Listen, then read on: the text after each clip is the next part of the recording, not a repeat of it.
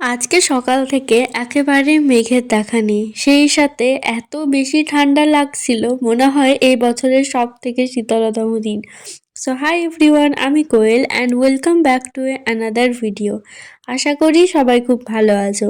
আজকের ভিডিওটা শুরু করেছিলাম সকাল 9:30 থেকে। ঘুম থেকে উঠেছিলাম 9:15-র দিকে। এরপর সকালবেলায় যে জলটা খাই মেথি গুলে, সেটা খেলাম। এরপর বসে গেছিলাম পড়তে। আমার অনেক পড়া বাকি আছে, তার সাথে প্র্যাকটিক্যাল আছে। এটা হচ্ছে জার্নালিজমের প্র্যাকটিক্যাল। সকাল থেকে বসেছিলাম 10টা, প্রায় 11:30টার দিকে সবগুলো করা কমপ্লিট। এরপর একেবারে সোয়েটারটা খুললাম। সকাল থেকে এত ঠান্ডা লাগছিল, বিছানা থেকে নামতেই ইচ্ছা করছিল না। ঘুম থেকে উঠে ব্রেকফাস্ট করে একেবারে পড়তে বসে গেছি, তারপর থেকে আর উঠিনি। এরপর একেবারে স্নান করে নিলাম। আর আজকে ভ্লগটা শেয়ার করছি বুধবারের। এর আগে যে কটা দিন ছুটি ছিল, সে কটা দিনের ভিডিও একেবারেই তোলা হয়নি, কারণ পড়া ছিল, সেই সাথে এত বেশি ঠান্ডা লাগছিল যে ভিডিও করার মতো এনার্জিটাও ছিল না। স্নান করা হয়ে গেছিল প্রায় 12:30টার দিকে। তারপর একটু নর্মালি স্কিন কেয়ার করে আবার পড়তে বসলাম। 9 তারিখে দুটো ইন্টারনাল আছে, তার মধ্যে একটার প্রিপারেশন তো ঠিক মতো হয়ে গেছে, কিন্তু আর একটা যেটা বাকি আছে সেটা ঠিক মতো পড়লেও মনে থাকছে না, আবার অনেকটা পড়া হয়নি। তার সাথে এখনও কয়েকটা অ্যান্সার আমার খাতাতে লেখাও হয়নি। তো এই জন্য লাস্ট টাইমে চাপটা একটু বেশি লাগছে। সেই সাথে যে অ্যাসাইনমেন্টটা করা বাকি ছিল, সেটা পরে করব করে জমা দেওয়ার ডেট চলে এসেছে, কিন্তু এখনও করা হয়নি। তো এজন্য এখন একটু এক্সট্রিম লেভেলের চাপ। তো যতটুকু টাইম পাচ্ছি সেটুকু টাইমটা নষ্ট না করে পড়াশোনা করছি। আমি ভাবছি ইন্টারনালেই যদি আমার এত চাপ লাগে, তো আমি মেন যখন পরীক্ষা সেন্টারে দেব তখন কি অবস্থা হবে। আসলে আগের থেকে কোয়েশ্চেন জানা থাকলে না খুব একটা কঠিন লাগে না, কিন্তু যেহেতু আগের থেকে কোয়েশ্চেন কিছু বলে দেয়নি, যে সাবজেক্টটা হয়নি ঠিক মতো, সেজন্য ওটাতে বেশিই টেনশন লাগছে। তাও সবগুলো করতে পারিনি, 2-3টা বাদ দিয়েছি। এরপর তাও যদি সেই 2-3টার মধ্যে চলে আসে তাহলে আমার আর কিছু করার নেই। বাট সব ইউনিট থেকে সবগুলো করেছি, বাট একটা একটা করে বাদ দেওয়া। এবার আমার ভাগ্যটা দেখা গেলো এতটাই খারাপ, আমি যেটা বাদ দিয়েছি সেটাই হয়তো চলে এসেছে। তো যাই হোক, কনসেপ্টটা পড়ে রেখেছি, যদিও বাই চান্স চলে আসে কোনো রকমের নিজের বানানো গল্পই লিখতে শুরু করব।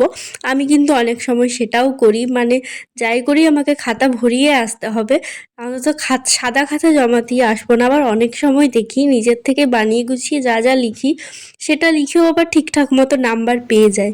কখনো লাক যদি ভালো থাকে, আর যদি মানে যেটা নিজের থেকে লিখি অনেক সময় ঠিক হয়েও যায়, তো সেজন্য অতটা প্রবলেম হয় না। আর এখন যেহেতু ঘুম থেকে উঠতে অনেক দেরি করছি, ব্রেকফাস্ট করছি সেই 11টার থেকে, তো দুপুরের ভাত খেতেও প্রায় 2-2:30 বেজে যাচ্ছে, যেটা আগে 12টার মধ্যে হয়ে যেত।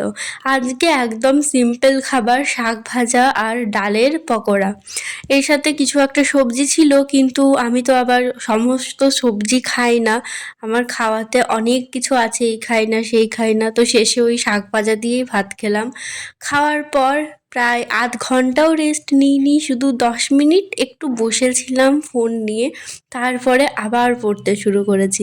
এটা না দেখে লেখার চেষ্টা করছিলাম, তবে সত্যি বলতে সাইডে খাতাটা খোলা ছিল, মানে যেখানটায় আটকে যাচ্ছিলাম সেটা দেখে আবার লিখছিলাম। অনেক সময় যদি পড়ার থেকে লিখে প্র্যাকটিস করি, মনে হয় মুখস্থটা তাড়াতাড়ি হয়, বা কোনখানে আটকে যাচ্ছি সেটা বুঝতে পারি। তো সেজন্য ভাবলাম লিখে প্র্যাকটিস করি।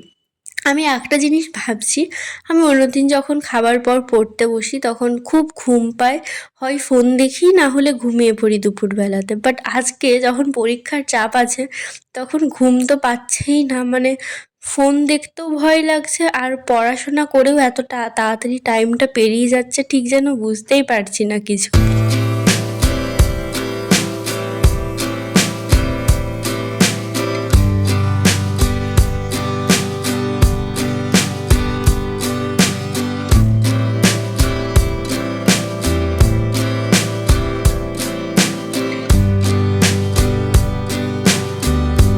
আজকে যেহেতু খুব ঠান্ডা ছিল, তো মা আজকে রাত্রেবেলা করেছিল পাটিসাপটা।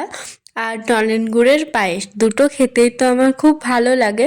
তবে যেহেতু চিনিটা আজকাল খাই না, তো সেজন্য খুব বেশি খাইনি। ফার্স্টে তো ভেবেছিলাম খাবোই না, কিন্তু বাড়িতে কিছু হলে না খেয়ে আর থাকতে পারি না। তো দুটোর মতো পাটিসাপটা নিয়েছিলাম, আর পড়ার ফাঁকেই নিয়েছিলাম 1 বাটি মতো পায়েস।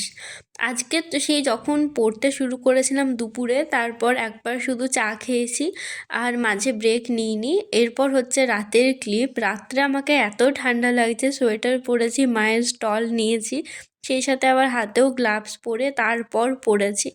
এত ঠান্ডা, আমার পরীক্ষা না থাকলে আমি পড়তেই বসতাম না। সত্যি বলতে হঠাৎ করে আজ এত বেশি ঠান্ডা লাগছিল, তার উপর আবার আমি সকালবেলাতে যেহেতু মাথায় শ্যাম্পু করেছি, ওজন্য হয়তো আমার একটু বেশি ঠান্ডা লেগে গেছে। আর সকাল থেকে পড়ে পড়ে মাথাটাও প্রচণ্ড ধরেছে। শেষের দিকে আর আমি পড়াগুলো ঠিকমতো দেখতে পাচ্ছিলাম না, সব কেমন এলোমেলো হয়ে যাচ্ছিল। যেহেতু চোখের পাওয়ারটাও একটু বেশি আছে, দীর্ঘক্ষণ আজ মনে হয় আমি সারাদিন বই থেকে দূরে যাইনি। সকাল থেকে তো বই বিছানায় রাখাই আছে, আর পড়েই যাচ্ছি যখনই টাইম পাচ্ছি।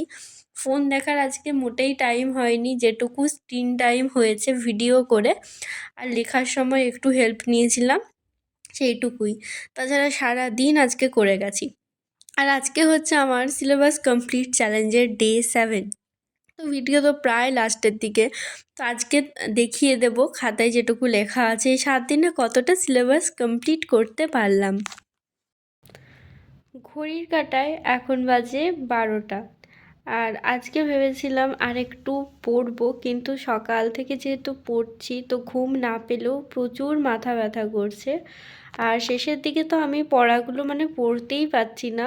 সকাল থেকে পড়ে পড়ে তারপর সকালে নিউজ পেপার পড়তে হয়েছিল, ওই পড়ে পড়ে এত বেশি আজকে পড়েছি আমি আর শেষে কিছু দেখতেই পাচ্ছি না। তো যাই হোক, সব থেকে মেন যে জিনিস, অবশেষে ইউটিউবে আমি চ্যালেঞ্জটা কমপ্লিট করতে পেরেছি। এর আগে না আমি অনেক সিরিজ শুরু করতাম, বাট আমি একদমই কন্টিনিউ দিতে পারতাম না। এটাও যদিও শেষ 2 দিন দিতে পারিনি, বাট তাও অন্তত 2 দিন পর শেষ করতে পেরেছি। তো আমি ভাবলাম যে আমার খাতায় ঠিকমতো লেখা আছে, কিন্তু 3-4 দিনই টু ডু লিস্ট বানিয়েছি, তার বেশি ছিল না। বাট আমি মুখেই বলে দিই, পুরোপুরি কমপ্লিট না করতে পারলেও মেজর ছাড়া বাকি যা ছিল সবগুলোই প্রায় কমপ্লিট করতে পেরেছি। 3টার মতো সাবজেক্ট পুরোপুরি হয়েছে, বাকিগুলো কমপ্লিট হয়নি, কিন্তু তখন যে অবস্থায় ছিল শুরুই হয়নি, বাট সেটা না, বাট অনেকটা কমপ্লিট হয়েছে। তো এই ছিল আমার সিরিজের লাস্ট ডে। আর লাস্টের ভয়েস ওভার আমি আজ ভিডিওটা এত কষ্টে এডিট করেছি, পুরো ঘুম পেয়ে যাচ্ছে, আমি ফোনের দিকে তাকাতে পর্যন্ত পারছি না। যা হোক করে ভয়েস ওভার দিয়েছি। তো চলো, ভিডিওটা আজকে এখানেই শেষ করছি। সবাই খুব ভালো থেকো, সুস্থ থেকো। দেখা হচ্ছে অন্য একটা ভিডিওতে।